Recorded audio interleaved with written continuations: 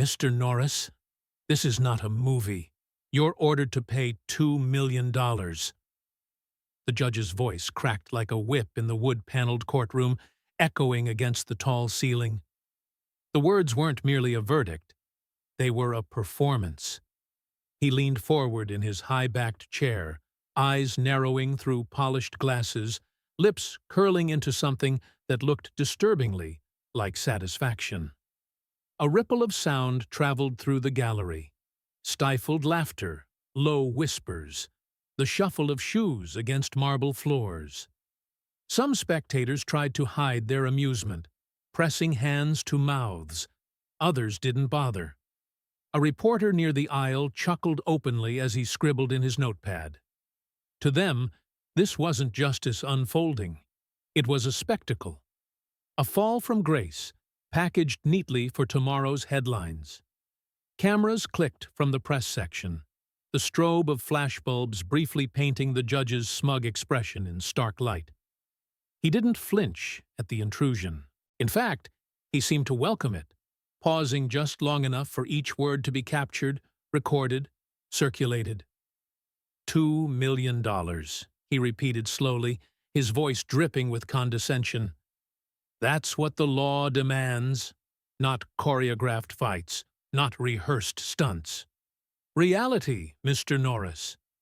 And in reality, you lose. The gallery buzzed louder now. A man in the back snorted with laughter. A woman leaned to her friend and whispered, "Guess the cowboy can't roundhouse kick his way out of this one." The friend pulled out her phone, already typing. At the defense table, Chuck Norris sat perfectly still. His posture wasn't rigid, not defensive, but loose in a way that suggested he had no intention of wasting energy. A plain gray suit draped across his shoulders, nothing flashy, nothing designed to impress. His hands rested lightly on the polished oak table, fingers interlaced. He didn't rise, didn't protest. His head tilted slightly as the judge's words rolled through the room like cheap thunder. Then came the smirk. Barely there, subtle enough to look like a trick of light, but undeniable. A small curve at the corner of his mouth. Not amusement, not arrogance. Something quieter. Recognition. The room didn't know what to make of it. The laughter wavered, uncertain. Even the reporters slowed their scribbling. Chuck hadn't spoken a single word since the gavel struck the start of proceedings, but somehow his silence spoke louder than the judge's verdict. The judge noticed. His lips tightened, the rhythm of his performance disrupted. He leaned back in his chair and adjusted the black robe across his chest, trying to regain the upper hand. "You may think smirking makes you untouchable," he said sharply, "but this is not a set, and I am not one of your extras. In this courtroom, I am the law." That line got him a few chuckles from the gallery, the kind of laugh an audience gives a tired comedian out of pity. But the energy in the room had shifted. The crowd's mockery felt thinner now, strained against the weight of something they couldn't quite name. Chuck lifted his eyes at last, not toward the spectators, not toward the reporters, but directly to the bench. He didn't glare. He didn't flinch. He simply looked, and the contact was enough to make the judge blink. The hum of the fluorescent lights filled the silence that followed.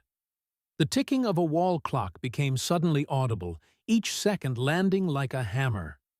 The tension thickened until even the man in the back row stopped chuckling mid-breath. The judge cleared his throat, fumbling with a stack of papers at his desk.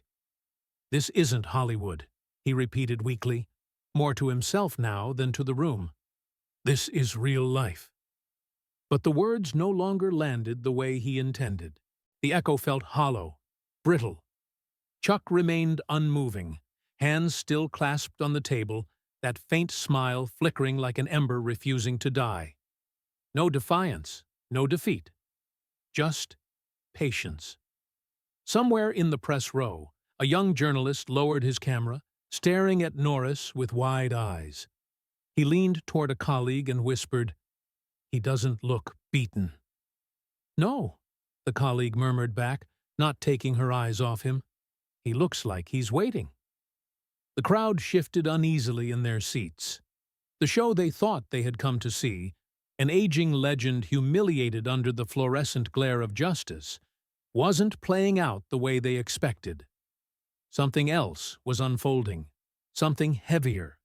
And though the gavel hadn't yet fallen, everyone in the room felt it. This trial wasn't finished. It had only just begun. Just wondering, where are you watching from? Write it down, bellow. The judge leaned forward on the bench, savoring the spotlight as though he were center stage. Mr. Norris, he said, drawing out each syllable, you may have won fights in movies, but here you'll lose everything. His voice echoed in the high-ceilinged chamber, bouncing off the oak panels and settling like dust across the rows of spectators. The gallery rewarded him. Laughter bubbled from the back rows, first nervous, then bolder. A man in a plaid shirt slapped his knee. Someone else muttered, "Cowboy finally hit the wall." A cluster of college kids lifted their phones, angling for video. The glow of screens spread like fireflies through the dim room. The judge straightened his robe, tugging at the collar with little flicks of his hand, relishing the rhythm. No choreographers here. No directors to shout cut. This is the real world, Mr. Norris. Here, the law decides, not your legend. The word legend drew a chorus of chuckles. Then a voice from the gallery cut sharper than the rest. He's only a legend on screen. It wasn't loud, but it hit its target. Heads swiveled toward Chuck. Reporters leaned in, pens ready. The judge allowed himself a small smile, pleased the crowd was playing along. Chuck Norris sat unmoving at the defense table.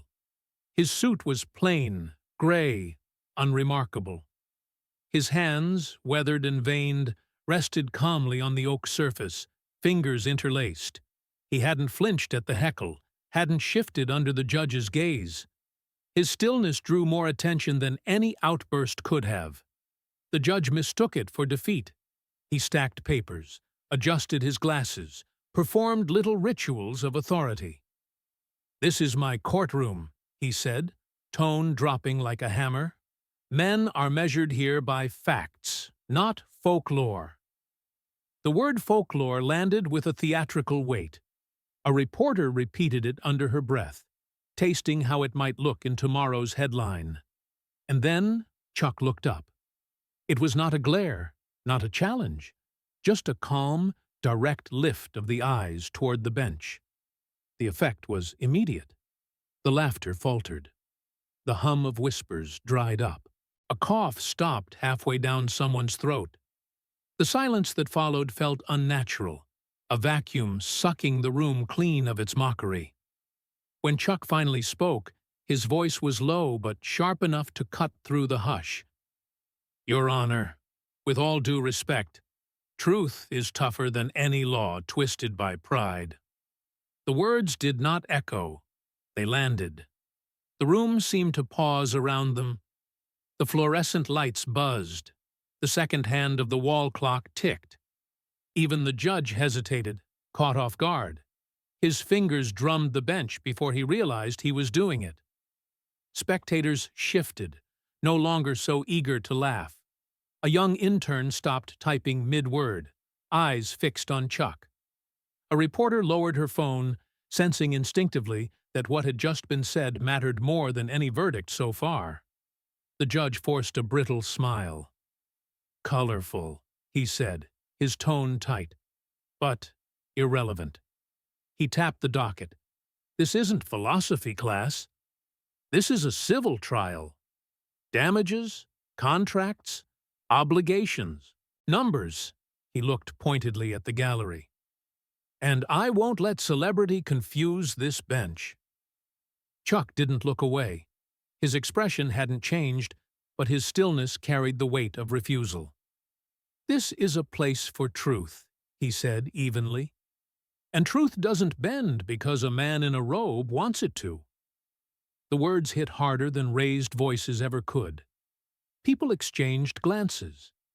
The man who had heckled earlier now sat stiff, avoiding the eyes of those around him. The laughter had died completely. The room was no longer mocking. It was listening. The judge bristled. His robe shifted as he tugged it tighter. "Enough," he snapped. "Clerk, mark exhibits A through F. Bailiff, prepare the projector. We'll proceed to the evidence." The bailiff carried a heavy binder toward the screen, its black spine cracked from use. Reporters leaned forward in unison, cameras poised. The hum of the projector filled the chamber as the first page appeared, blown up in stark white. Lines of text stretched across the display, culminating in the signature block at the bottom. A date, a name, a jagged swirl of ink meant to seal everything. The judge gestured grandly toward it, confidence restored. "Here," he said, tapping the page as if to drive the point home. "This is what binds you, Mr. Norris. Shall we begin the lesson in reality?" Chuck didn't look at the text. His gaze slid to the corner of the page, to a faint gray blotch barely visible on the enlarged image. His thumb moved across the copy in front of him, stopping at the same spot. His expression sharpened, not triumphant, but certain. He spoke almost conversationally, but every word carried. "Start with the loop in the second N," he said, "and with whoever thought copy and paste leaves no fingerprints." The gallery erupted into gasps. Phones snapped upward, recording every angle. A low, disbelieving murmur ran through the rows. The judge froze, pen mid-tap, color rising in his face. And in that instant, the crowd no longer saw a beaten old actor. They saw something else entirely. A man who had just pulled the first loose thread from the fabric of the trial. The projector's beam carved through the dim courtroom, its light catching flecks of dust that floated lazily in the air. On the tall white screen, the contract loomed over everyone, blown up larger than life. Clauses stacked like bricks, margins tight, the signature block bold at the bottom. The judge pointed with his pen, his hand steady but his smile strained. "There," he declared. "That is the defendant's name. That is his agreement. That is his liability." His voice rang with the satisfaction of a man convinced he had cornered his opponent. All eyes shifted to Chuck. He didn't glance at the signature itself. His gaze settled instead on a tiny imperfection, a faint gray fleck near the loop of the second N. To most, it was nothing more than copier noise, a smudge on cheap paper. But Chuck traced it with his finger on the copy in front of him and stilled as if his hand had found a fracture in solid stone. "Zoom in," he said. The technician hesitated, eyes darting to the bench. The judge gave a curt nod, trying to look unbothered. The cursor moved, and the signature swelled on the screen until the loops of ink looked like rivers winding across a map. Murmurs rippled through the gallery as the faint fleck sharpened into a repeating pattern. Too precise, too identical to be accidental. "Again," Chuck said, his voice even softer. Another enlargement. The screen now revealed what could no longer be dismissed, the same static marks repeating exactly in two places, where chance should have produced randomness. A copied image pasted into the document, masquerading as a signature. A reporter in the front row whispered, "Oh my God," forgetting his microphone was live. The sound carried, faint but clear. The judge's composure cracked. He slammed a hand onto the bench. "Counselor," he snapped at Chuck's lawyer, "control your client." Chuck's head tilted slightly. "I'm not out of control," he said calmly. "I'm controlling the truth." His eyes didn't leave the screen. "Start with the loop in the N, then check the date beneath it." The judge squinted, irritation rising. And what of it? Chuck tapped the line on his paper copy. June 19th, listed as the day the contract was signed and notarized. But June 19th was a federal holiday. The notary's office was closed. And the woman whose name appears there? He paused just long enough to make the silence ache. She moved out of state last year. I spoke to her this morning. The words landed like stones. The clerk's brow furrowed, flipping through her notes. The bailiff's eyes slid sideways toward the bench before returning to the floor. In the gallery, the man who had mocked Chuck earlier sank into his seat, suddenly fascinated by his shoes. "Speculation!" the judge barked, red creeping up his neck. "Unfounded! Hearsay his gavel came down once, a sharp crack meant to drown doubt. This court will not be hijacked by celebrity theatrics." But the silence that followed wasn't agreement. It was unease. Chuck's thumb moved slowly to another page. "Zoom out 2 sheets." The technician obeyed this time without waiting. The screen shifted to show a termination clause. Chuck leaned forward and pointed. "Notice anything strange? The word cause here? See how the letters are darker? The kerning between the O and N in action is tighter than anywhere else in this document. That line wasn't typed with the same font. It was lifted from something else and dropped in. A stir rippled through the press row. One journalist tilted her head, eyes narrowing as if she'd just spotted it too. A nervous laugh bubbled from somewhere in the crowd, not mocking this time, but uneasy. The judge's gavel slammed again. "Enough! This is a trial, not a typographer's workshop." Chuck didn't flinch. He lifted a slim sheet from his folder and slid it forward. "Metadata," he said simply. The projector filled with a properties page. "Created 3 days after the email chain says it was executed. Modified at 1 in the morning on a different software build. Embedded profile from a printer owned not by the plaintiff's office, but by their vendor." For the first time, his gaze shifted to the plaintiff's table. "The same vendor listed in your billing records." The gallery erupted in whispers. A few reporters shot up in their seats, hands flying over keyboards. Even the clerk looked rattled, lips moving as she compared notes. The plaintiff's attorney stood abruptly, sweat darkening his collar. "Your Honor, these are meaningless digital artifacts. Compression errors. Anyone with a scanner knows." "Explain the holiday," someone from the press box interrupted, loud enough to carry. "Explain the notary stamp." The judge's face stiffened. He pounded the gavel twice, harder this time. "Order." His voice cracked on the word, but the tide had turned. Chuck closed the binder carefully, almost gently, like finishing a book he had already read. His eyes lifted to the bench, calm but unyielding. "This trial isn't about whether I pay money," he said, voice low enough that the audience leaned forward to hear. "It's about whether you let a lie wear the law." The silence afterward was electric.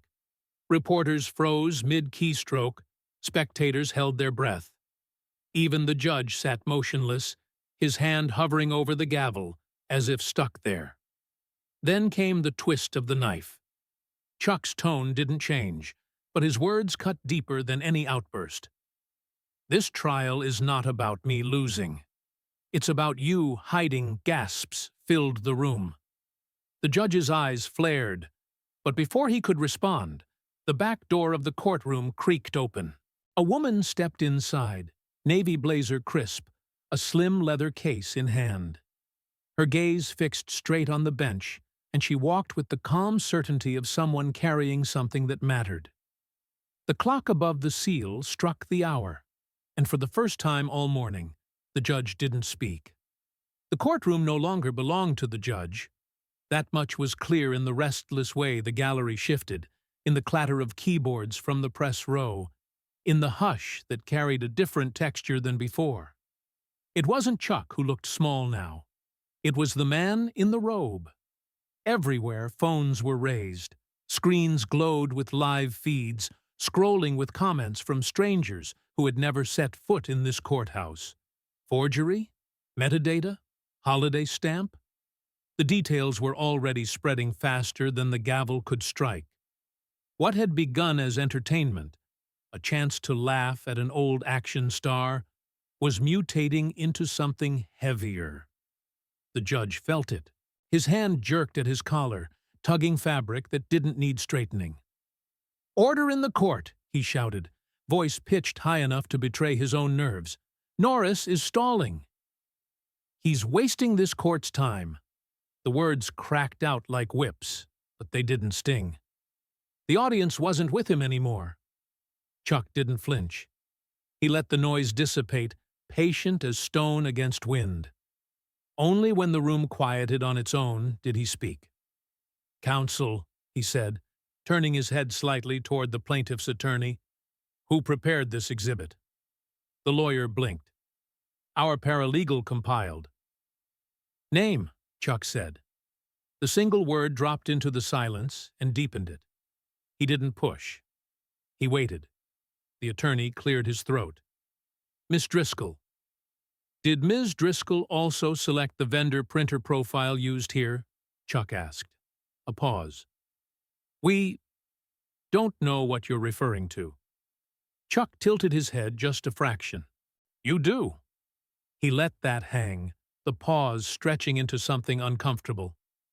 "Who instructed her to backdate the execution page?" "Objection!" the judge snapped, desperate for footing.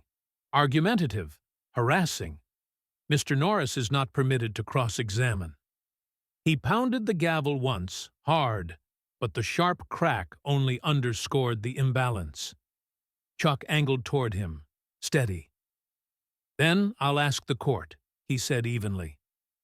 "Why does the notary's seal rotate 3 degrees here and 5 the other way in your press copy? Why is the notary listed as present on a federal holiday? Why was this document created 3 days after the emails say it was executed?" He let each question breathe, a beat of silence between them. "Which answer do you want first?" The gallery responded before the judge could. Murmurs swelled. Reporters whispered furiously into recorders. Someone in the back hissed, "He's right," too loudly. The judge slammed his gavel again. "Enough! The defendant's commentary is irrelevant." But his face had gone pale under the fluorescent lights, and the set of his jaw betrayed strain. Chuck didn't argue. He lowered his gaze to the contract again. "Paragraph 14, he said quietly, tapping a line.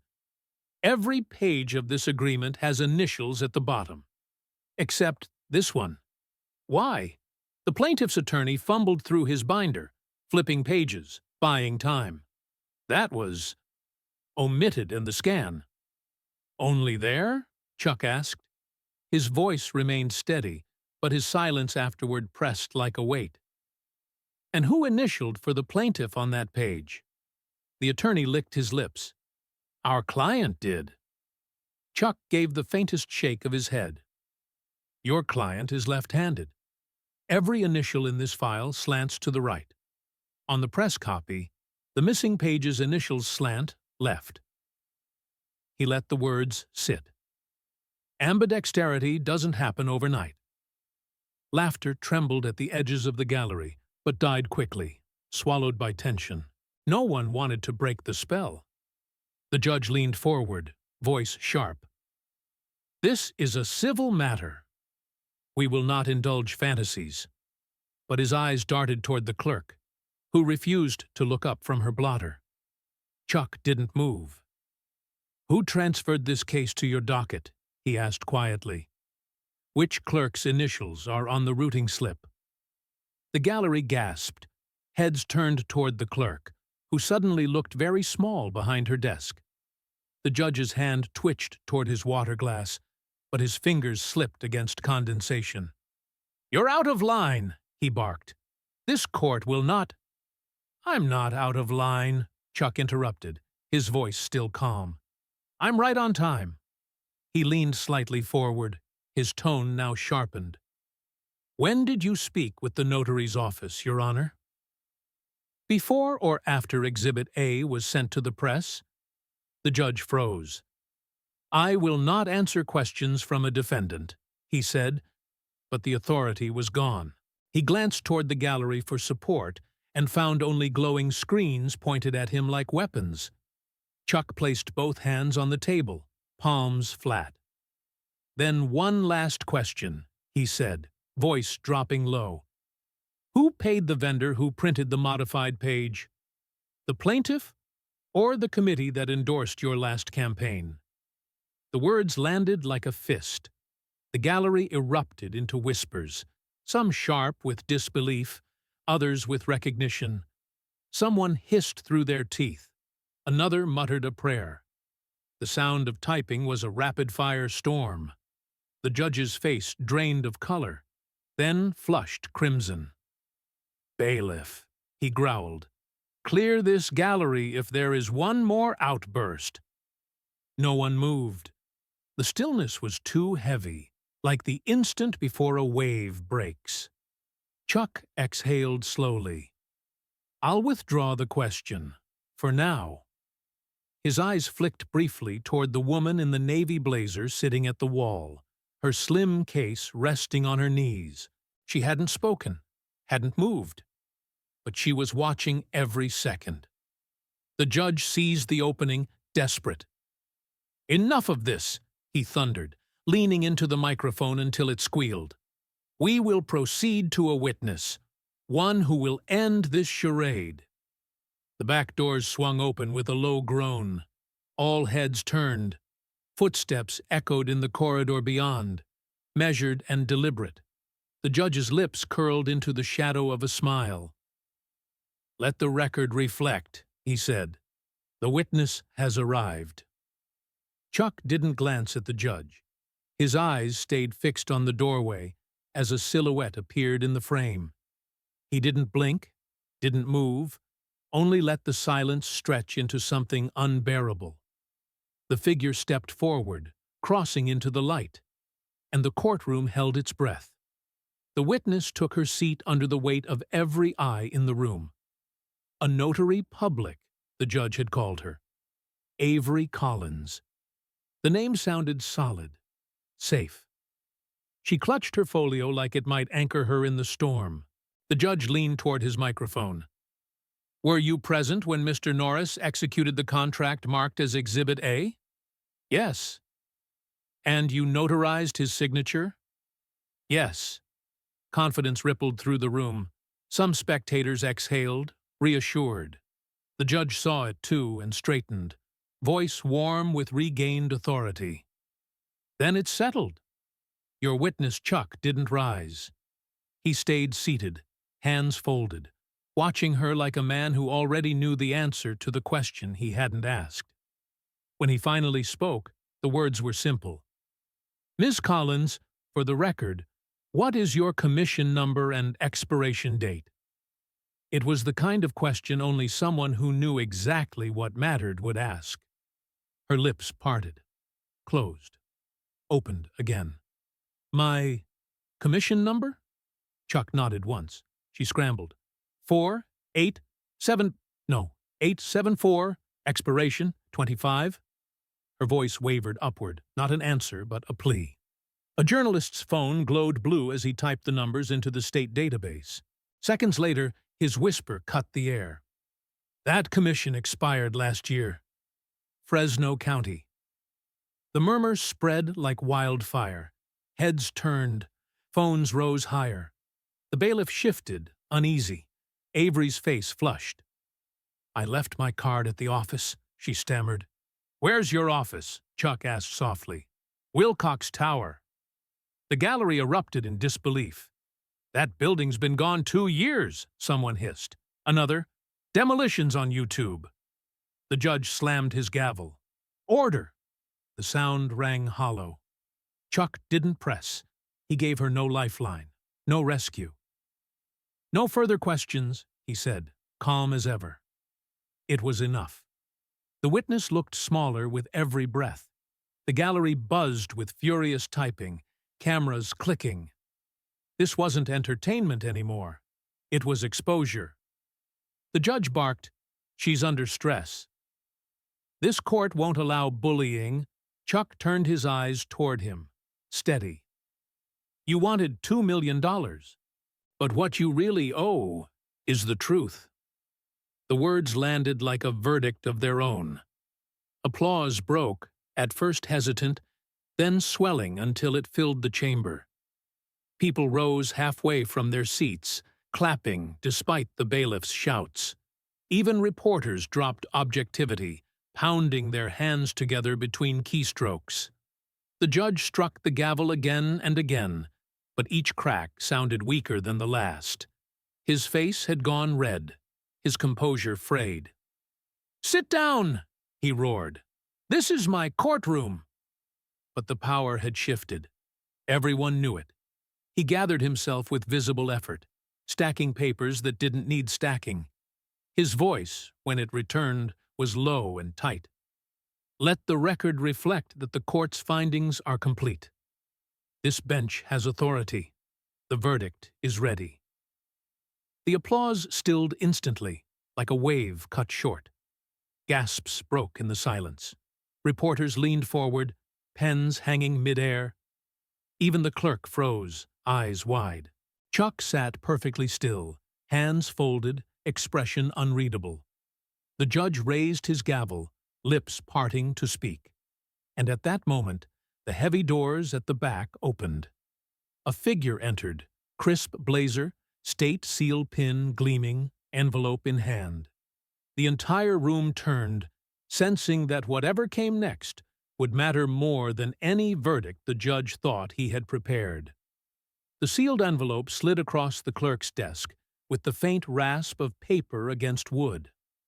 A badge flashed in the fluorescent light. Office of the Inspector General.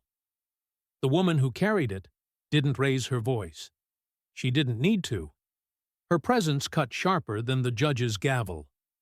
"Filed under seal this morning," she said, placing the document within reach. She stepped back, waiting. The weight of the state seal on the cover was visible even from the gallery. The judge's jaw tightened. He raised the gavel like a shield. "This court is at verdict," he snapped. "No interruptions." But the room was no longer his. Every head had turned toward the envelope, every lens fixed on it. Even the bailiff, who had barked orders all morning, stood frozen. Chuck sat perfectly still at the defense table, hands folded. He didn't look at the envelope. He didn't need to. Finally, with visible reluctance, the judge nodded.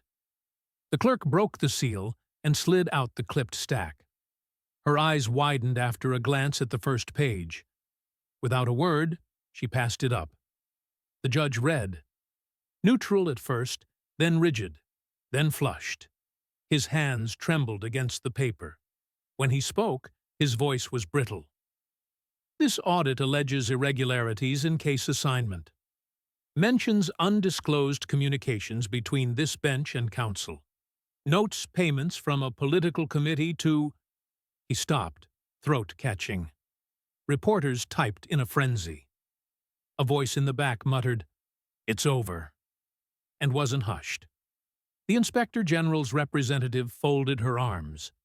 The recommendation is immediate recusal. Sworn statements from 2 clerks and the vendor are attached. The judge set the packet down too carefully, as if dropping it would shatter his authority. Chuck rose then, slow and measured. He didn't look at the judge. He turned to the gallery, to the rows of people who had come for spectacle. His voice was calm, deliberate. "I didn't need to win," he said. "I just needed the truth to walk into this room." The effect was instant. The gallery exhaled at once. Applause broke, first scattered, then swelling until it filled the chamber and rolled upward. The judge's gavel pounded, but each strike was weaker. "This court will recuse," he said at last, voice stripped bare, orders vacated. Case dismissed with prejudice. He swallowed. The exhibits are struck. The words were a surrender. Applause turned to cheers. Phones shook in hands as people tried to capture it. But the feeling in the room was larger than any feed could hold. Even the bailiff's mask cracked into something almost human. The Inspector General's envoy gave a slight nod and left without ceremony. Chuck turned to the plaintiff's table. "Withdraw your claim." The attorney stared at the floor. His client didn't answer. Mix pushed forward. Would Chuck sue back, seek damages? He didn't take the bait. He slid the prepared check for court costs toward the clerk. She hesitated. "Mr. Norris, the court will reimburse." He shook his head. "Keep it." "Fix the copier." Laughter rippled, breaking the tension. By the time Chuck reached the aisle, people were on their feet, parting to let him through. Phones lowered. Some simply reached out to brush a sleeve, to mark the moment quietly. At the door, he paused beside the Inspector General's envoy. "Thank you," he said. "Not for you," she replied. "For the court." On the courthouse steps, a reporter called. "Will you take restitution?" Chuck looked past her to the crowd spilling into the afternoon light. "Justice isn't about money," he said. "It's about character." The applause that followed wasn't frantic. It was steady, grounded, the kind that lingers in bones. Inside, the clerk pinned the reassignment notice. The judge's chamber door closed softly, not slammed. Order, not his order, but something better, settled back into the building. And outside, Chuck stepped into the light.